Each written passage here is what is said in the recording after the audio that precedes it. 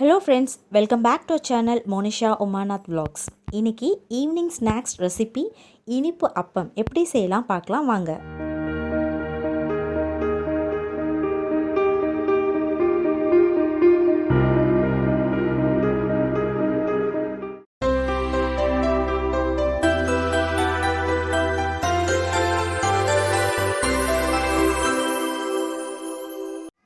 இன்றைக்கி அப்பம் செய்கிறதுக்கு ஒரு பவுல் எடுத்து வச்சுருக்கேன். இதில் வந்து நான் ஒரு 1.5 கப் அளவுக்கு கோதுமை மாவு வந்து சேர்த்துக்கிறேன்.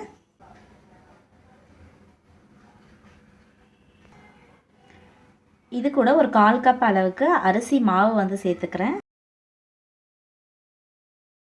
இது கூட ஒரு ஸ்பூன் அளவுக்கு ரவை வந்து சேர்த்துக்கிறேன். ஒரு 2 பிஞ்ச் அளவுக்கு சால்ட் சேர்த்துக்கிறேன். இது கூட ஒரு 2 பிஞ்ச் அளவுக்கு சோடா மாவு வந்து சேர்த்துக்கிறேன். இது கூட தேவையான அளவு ஏலக்காய் பவுடர் வந்து சேர்த்துக்கிறேன். இப்போ போட்ட இன்க்ரீடியன்ட்ஸ் எல்லாத்தையுமே வந்து நான் நல்லா மிக்ஸ் பண்ணி வச்சுக்கிறேன்.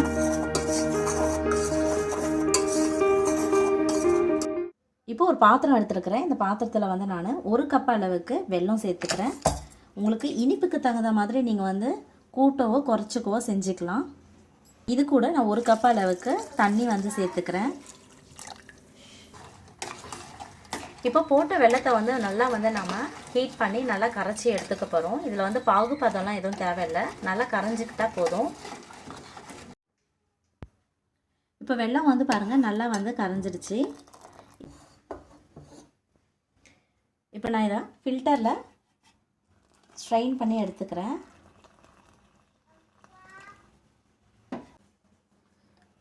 இப்போ வெள்ளை தண்ணியை நம்ம கொஞ்சம் கொஞ்சமாக இந்த மாதிரி ஊற்றி மிக்ஸ் பண்ணிக்கோங்க.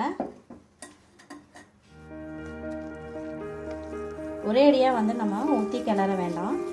அதே மாதிரி கிளறும் போது ரொம்ப தண்ணியாக இருக்கக்கூடாது, இட்லி மாவு பதத்தில் தான் வந்து இருக்கணும்.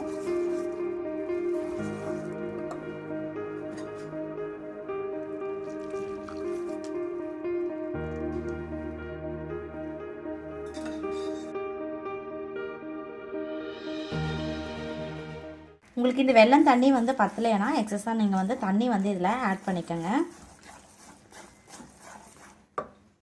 இப்போ இந்த மாதிரி வந்து நல்லா இட்லி மாவு கன்சிஸ்டன்சிக்கு நல்லா வந்து நான் வந்து பாருங்கள் மிக்ஸ் பண்ணி எடுத்துக்கிட்டாச்சு. ரொம்ப வந்து தண்ணியாக இருக்கக்கூடாது, ரொம்ப திக்காகவும் இருக்கக்கூடாது. இந்த மாதிரி மீடியமான கன்சிஸ்டன்சியில் இருக்கணும். இப்போது பேனில் வந்து எண்ணெய் வந்து நல்லா வந்து சூடாயிடுச்சு. இப்போ இதில் நமக்கு எந்த அளவுக்கு வேணுமோ அந்த அளவுக்கு மாவு எடுத்து நீங்கள் ஊற்றிக்கலாம். ஊற்றுனதுக்கு அப்புறமா இந்த மாதிரி மேலே வந்து நல்லா எழும்பி வரும். அதுக்கப்புறமா வந்து நீங்கள் திருப்பி விடுங்க. ஓரளவுக்கு கொஞ்சம் கலர் சேஞ்ச் ஆனதுக்கப்புறமா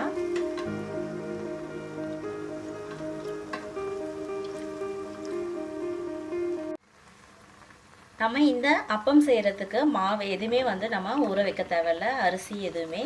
டக்குன்னு வந்து நம்ம இன்ஸ்டண்ட்டாக ஒரு 10 மினிட்ஸ்லேயே நம்ம வந்து செஞ்சிடலாம். சூப்பரான அப்பம் நமக்கு ரெடி ஆகிடும்.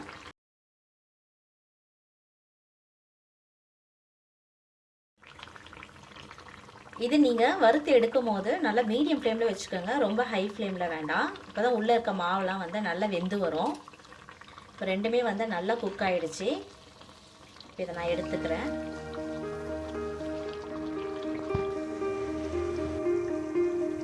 இப்போ சூப்பரான அப்பம் வந்து பாருங்கள் ரெடி ஆகிடுச்சு.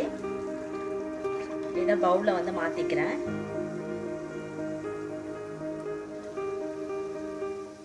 இப்போ அடுத்த பேட்சை நான் வந்து எடுத்து ஊற்றிக்கிறேன்.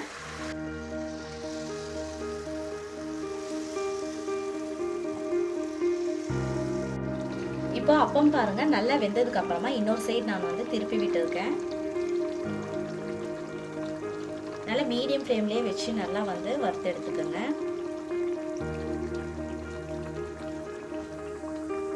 இப்போ ரெண்டு சைடுமே நல்லா கலர் சேஞ்ச் ஆயிடுச்சு. இதை நல்லா ஃபில்டர் பண்ணிட்டு நான் பிளேட்ல மாத்திக்கிறேன்.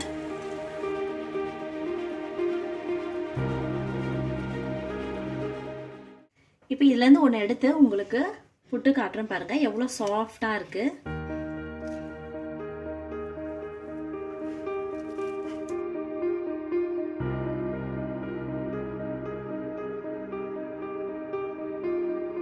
இனிப்பு அப்பம் எப்படி செஞ்சோன்றத பார்த்தீங்க.